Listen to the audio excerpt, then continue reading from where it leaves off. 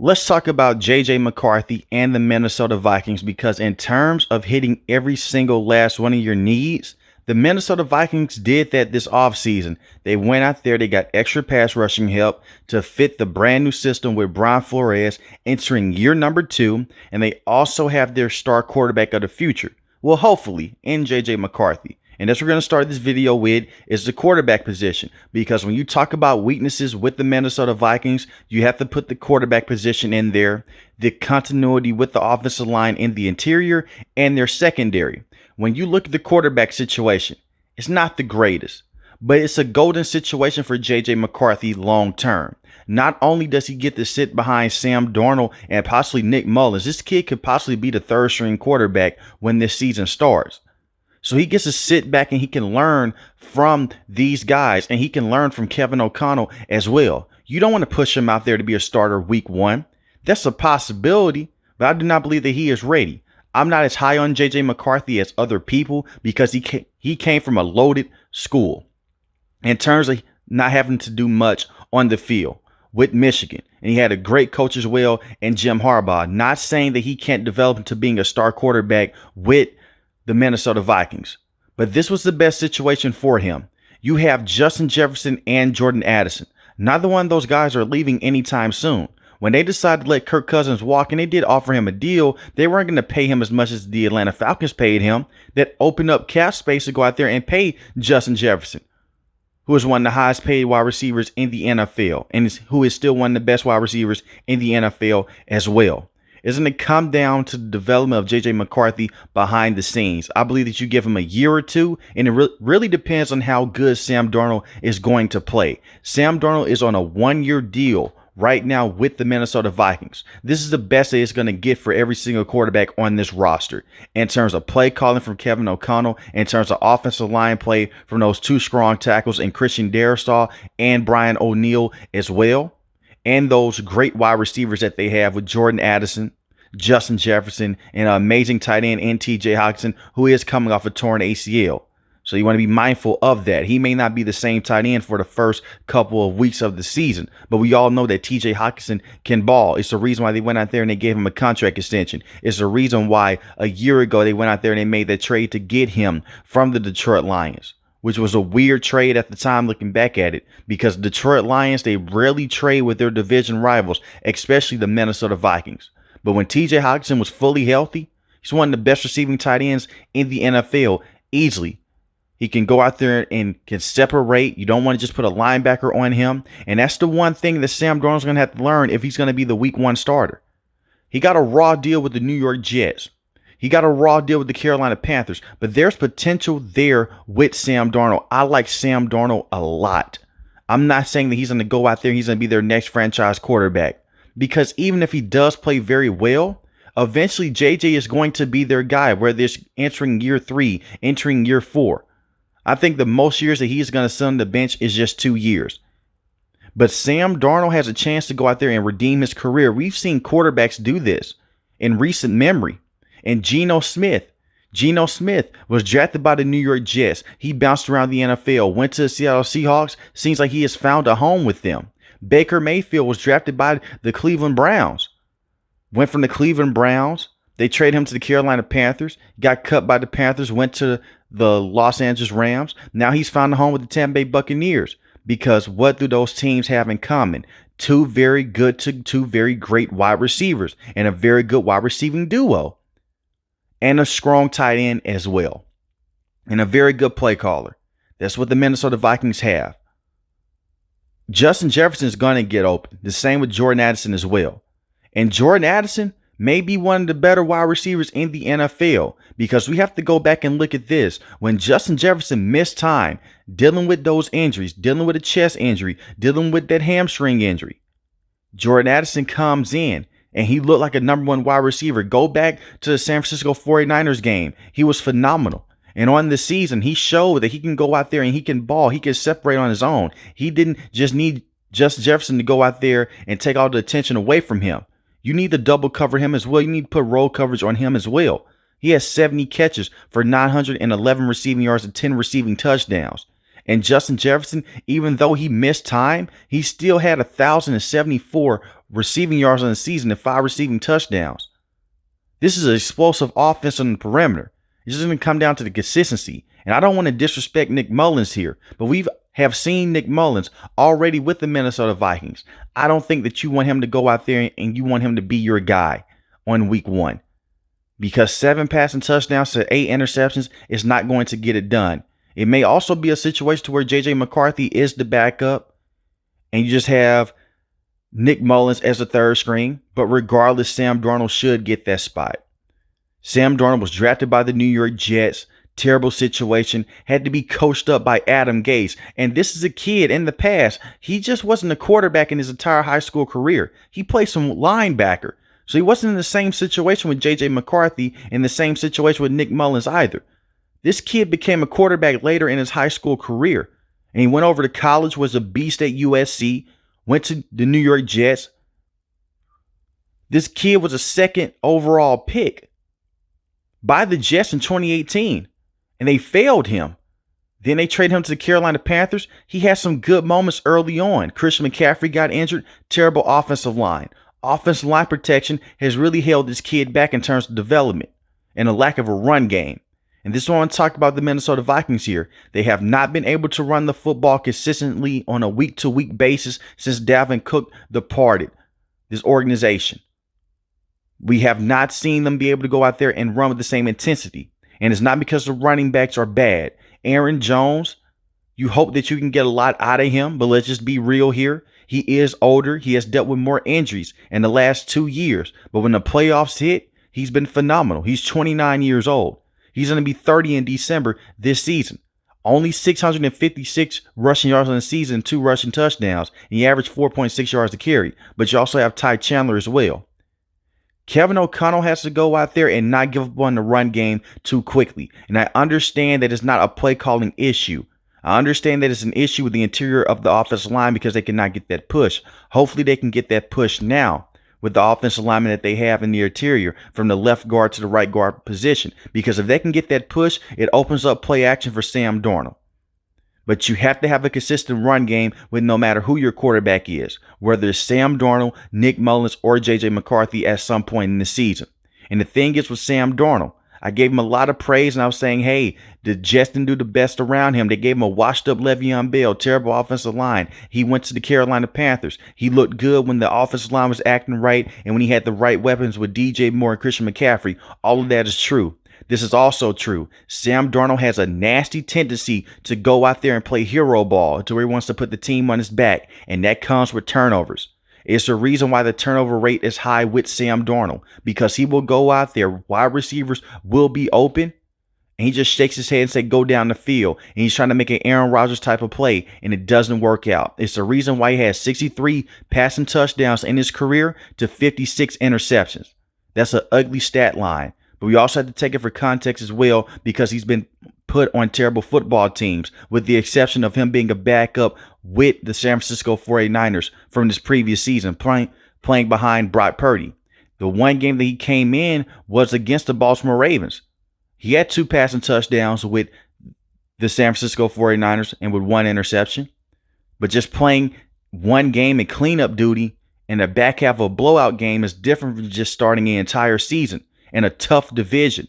This division is tough as hell because you have the Detroit Lions, you have the Green Bay Packers, and even as a Minnesota Vikings fan, you guys have to acknowledge that those 2 teams, they're going to be tough to beat. But the Minnesota Vikings have the right pieces in place, especially on the offensive end. But that quarterback situation, that's a huge problem right now if it can't be consistent. Because we saw how bad this offense can look with turnovers when Kirk Cousins went down, coming from Josh Dobbs, who unfortunately was just not the right quarterback with them. And I really was hoping that Josh Dobbs was going to be the guy. You could say there was a play call with Kevin O'Connell. Josh Dobbs just could not go out there and read cover 3 coverages, and they exposed him.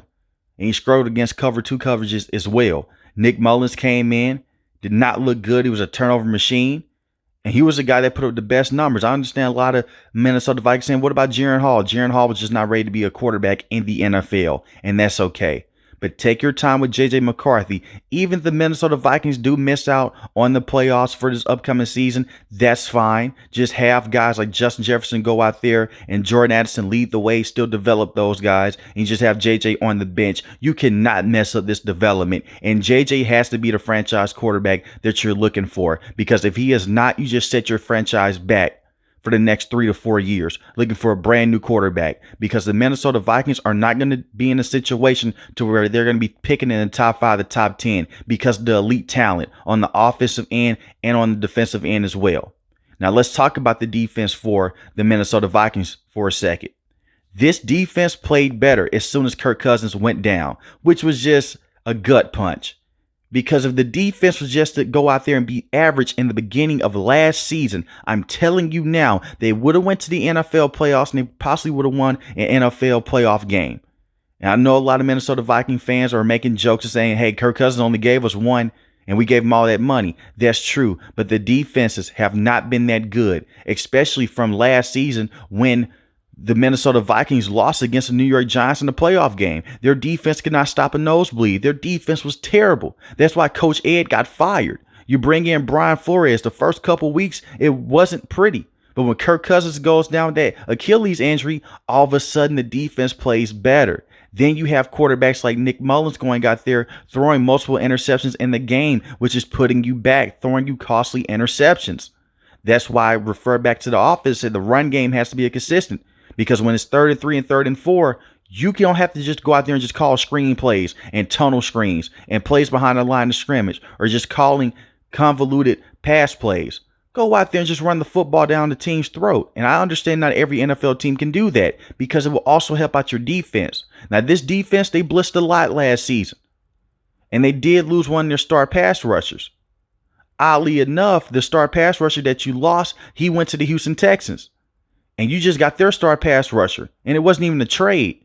It's just crazy to think about. Danielle Hunter, he leaves the Minnesota Vikings to go to the Houston Texans. They go bring in Jonathan Gennard, who fits the system better for Brian Flores. 12.5 sacks on the season, 1 forced fumble. For my taste, I like Danielle Hunter just a little bit better. But it's no disrespect to Jonathan Gennard, because he is a baller and he's a very good pass rusher as well. But you also selected another pass rusher in the first round in Dallas Turner, who is immediately going to come in and going to give you very good production. Dallas Turner reminds me a lot of Will Anderson the year before. Another star pass rusher with the Houston Texans. And I'm not calling him the next Will Anderson, but this kid can go out there. He can stop the run. He's going to command the line of scrimmage immediately. He's going to be aggressive. This is going to be a very good pass rushing duo for the Minnesota Vikings. If they can stay healthy, their front seven on paper looks very good because they're very athletic, they're strong, and they're big, and they're versatile. You also went out there and you signed Andrew Van Ginkel. Andrew Van Ginkel was drafted by Brian Flores when he was a head coach with the Miami Dolphins. He's a versatile linebacker. He can go out there and put a lot of pressure on the quarterback. He can flip back and play coverage as well. 6 sacks on the season, 1 interception. Just a very good veteran presence to have in that room. And you can play him on the inside, on the outside as well. Just a versatile linebacker. He's going to be awesome for the Minnesota Vikings in terms of stopping the run. And they're going to need that because you have the Chicago Bears. They can run the football. Understandably that they no longer have Justin Fields, but their offensive line is a very good run blocking offensive line. You look at the Detroit Lions. Their head coach says that every single week they want to be aggressive, they want to dominate the line of scrimmage, and they want to run the football down your throat. That's why you went out there, you got the pass rushers that you have, and you have the linebackers that you have as well to go out there and stop the run and make the offense one-dimensional. As far as the secondary with the Minnesota Vikings, I know that I said early on that their secondary was a weakness. Cameron Bynum is a very good safety. He may be the best safety right now with the Minnesota Vikings. And Harrison Smith is still good. He's just getting older. But Cameron Bynum, 94 solo tackles, 3 forced fumbles, 2 interceptions, 9 pass deflections, had a sneaky good season. He was Mr. Consistent in their secondary. And Harrison Smith, don't sleep on him. Just because he's 35 years old does not mean that he still can't go out there and ball. He's not going to be that ball hawking safety anymore, but he can go out there and stop the run. He can play the role of a dime linebacker here and there, or play a nickel linebacker when you need him to. And he's a veteran. He's seen every single look from these offenses at this point of his career. And he's helped out with the development from Cameron Bynum as well. He's even said that in press conferences and in interviews, because he'll sit in with meetings with Harrison Smith and he's telling him what's going on at the line of scrimmage, what to look out for, all of those things. So just to have him around is a very good sign still. When I talk about weakness in the secondary, Byron Murphy Jr. is their #1 cornerback. Very good cornerback. I worry about him against some of the best wide receivers in the NFL. Now, the one positive to this, he plays solid against some of the better wide receivers, against those #1s. But what happens when you have to face a team like the Cincinnati Bengals? When they have a Jamar Chase and the T. Higgins, you're going to need more help in that secondary. I still like Andrew Booth. I know a lot of Minnesota Viking fans are down on him right now. This is a kid that's still young. He can develop. I understand that the first-round picks on the defensive side with the Minnesota Vikings have not been sticking as of late. For prime example, Lewis Sign. Kid has been so bad and just ran into bad luck, he can't even find his way on the field. He just may be cut before the season even starts. But give Andrew Booth more snaps. He looked solid this previous season. I'm not saying that he's going to be a true #1 cornerback, but give him more snaps. I like to see him play. He's just 23 years old, still a young kid to have around. You also have Josh as well in the secondary. 4 forced fumbles, 78 solo tackles, 1 interception, 5 pass deflections. He could play safety. He could play cornerback. Mostly he's a safety, but you just flip him around in the secondary. He's a good player to have as well. The one thing that I would worry about with their secondary is the depth and how young they are. But Brian Flores is a great defensive mind. He can figure those things out. Another thing as well, just a tough division, like I mentioned before. Because you have the Bears, you have the Lions, you have the Packers. All those teams are tough. More so in person than even on paper. Because these teams know each other so well. And they're all in just a very interesting spot right now. Because every single team in this division, they have a young quarterback. Even if Sam Darnold does start, he's still in his 20s. You have Jordan Love, young quarterback, very good. Jared Goff just got a massive contract extension. He's one of the best quarterbacks in the NFL. The same with Jordan Love. Caleb Williams, can he work out? That's the biggest concern right now with the Chicago Bears. And that's also a big concern with the Minnesota Vikings. Did they select the right guy in J.J. McCarthy? And can Sam Darnold hold it down until he gets that development? And talking about some more defensive players before I let you guys go. Blake Cashman, very good linebacker as well, coming from Houston. 56 solo tackles, 2 sacks, 1 interception. I believe that he is what he is. Just a solid linebacker, nothing more, nothing less. Nothing bad with having him on the roster. You have Harrison Phillips and Jonathan Bullard. Very good interior defensive lineman. Jonathan Bullard is more so going to play defensive end for you. We're going to go out there and stop the run. They pretty much both do the same thing. He's 6'3", 290 pounds. Jerry Tillery, another big run stopper, 6'6", 295 pounds. 295 pounds. So you just go out there and you see what you have with your defensive line. Bunch of run stoppers, bunch of veteranship. You have Jihad Ward as well, who had 5 sacks, who's a very good rotational defensive end. I like what the Minnesota Vikings have.